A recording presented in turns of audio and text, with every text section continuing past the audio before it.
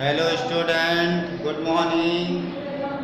पिछली क्लास में आपको विद्युत में विद्युत ऊर्जा, इसके स्रोत बताए गए। आज उसी के आगे आपको समझाया जा रहा है विद्युत धारा।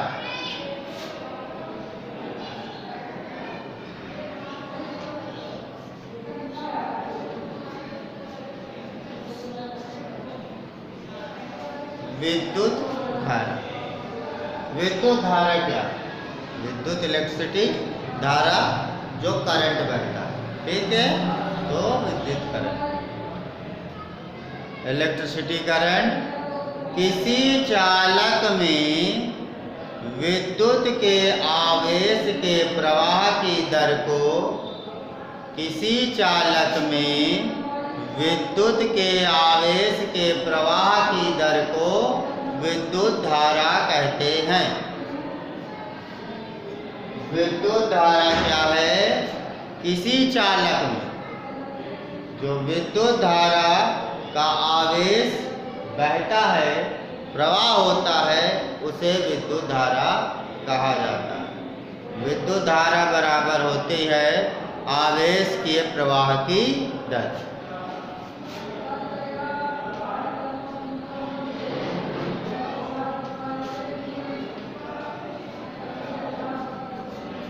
आवेश के प्रवाह की दर, ये विद्युत धारा। विद्युत धारा आवेश की प्रवाह की क्या दर है? यही विद्युत धारा। विद्युत धारा का मात्रक होता है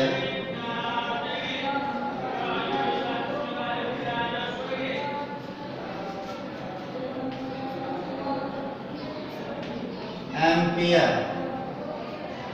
एम्पियर यानी करंट को हम एम्पियर में मापते हैं। विद्युत धारा का मात्रक एम्पियर है। क्लियर?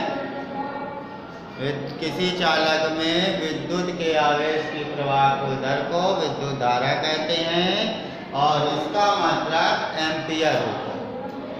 एक इलेक्ट्रॉन पर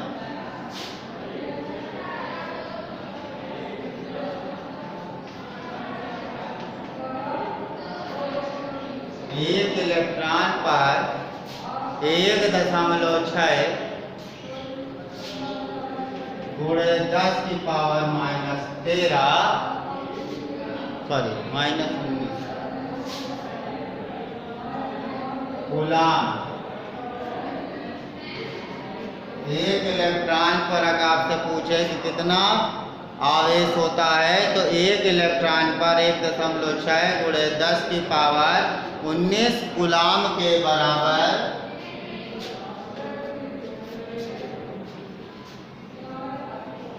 ऋण आवेश, क्योंकि ऋण पर है इसलिए ऋणावेश होता है।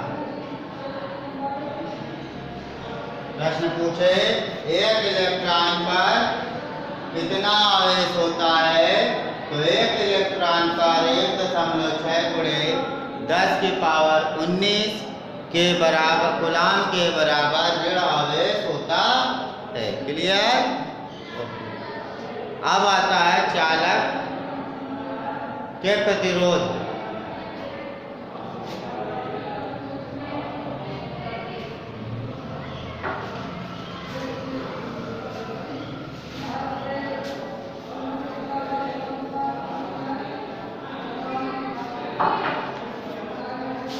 पहले प्रतिरोध बता देते हैं।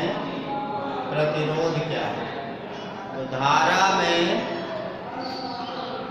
जो आवेश का प्रवाह होता है, धारा में प्रवेश आवेश के प्रवाह को जो लंबित करता है, रोकता है, उसे प्रतिरोध कहते हैं। क्लियर?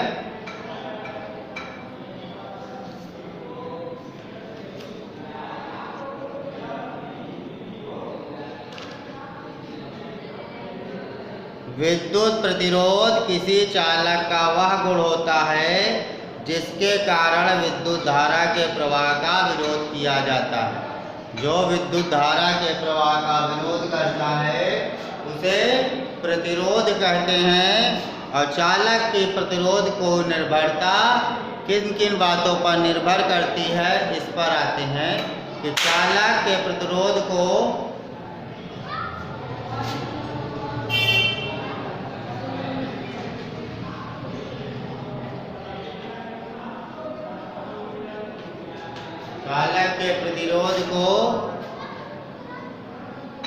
निम्न प्रकार से प्रतिरोध की निर्भरता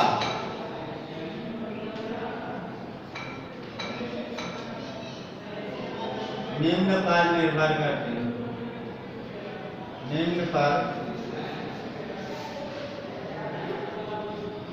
निम्न प्रकार से करती है।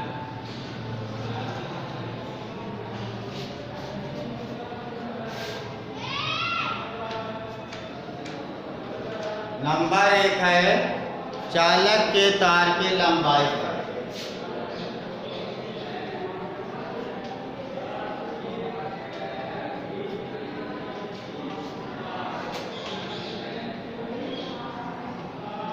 चालक के तार की लंबाई। अब चालक का जो तार होता है वो जितना लंबा होगा प्रतिरोध उसका उतना ही अधिक होता है। चालक के तार की लंबाई जितनी अधिक होती है प्रतिरोध भी उतना अधिक होता है। ये पहली निर्भरता। दूसरी है चालक तार के क्षेत्रफल।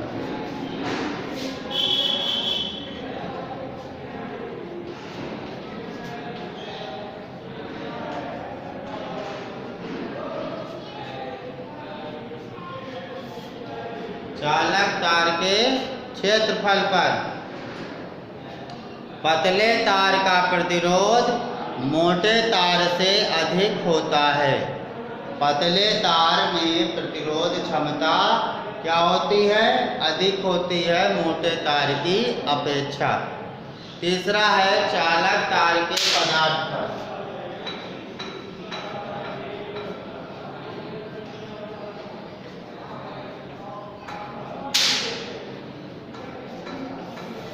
चालक तार के पदार्थ पर क्या प्रतिरोध निर्भरता है? तो ये एक रो नीतियांक होता है जिसका मान तार के पदार्थ पर निर्भर करता है। तार किस पदार्थ का है उस पर, और इस पदार्थ का विशिष्ट प्रतिरोध, इस तार को जो है विशिष्ट प्रतिरोध कहते हैं। तो ये आपका था प्रतिरोध और प्रतिरोध की निर्भरता किन बातों पर निर्भर करती है। अब आते हैं विद्युत चालक और अचालक।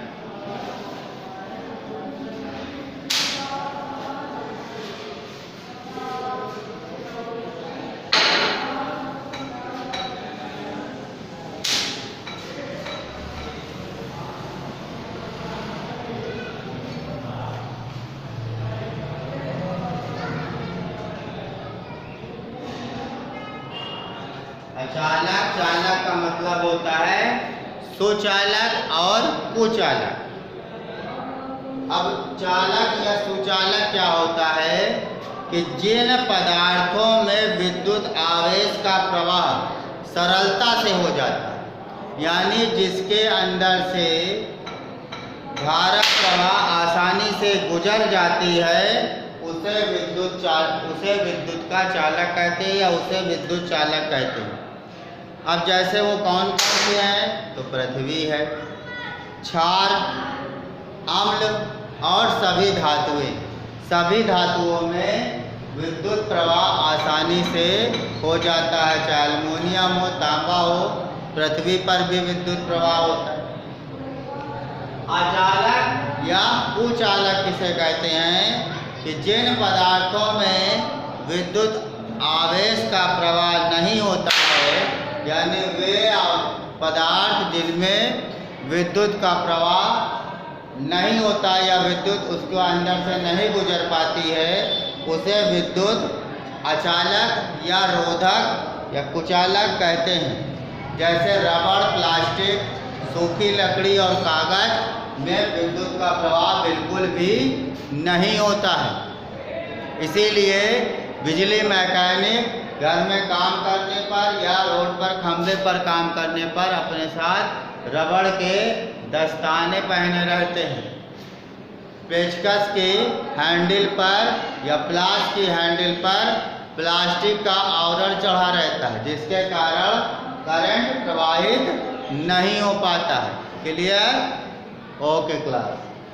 तो आज आपको जो हमने बताया है इसको आप अच्छी तरह अपनी कॉपी में लिख करके स्वच्छता के साथ याद करें और वीडियो के द्वारा इसको समझें। Thank you.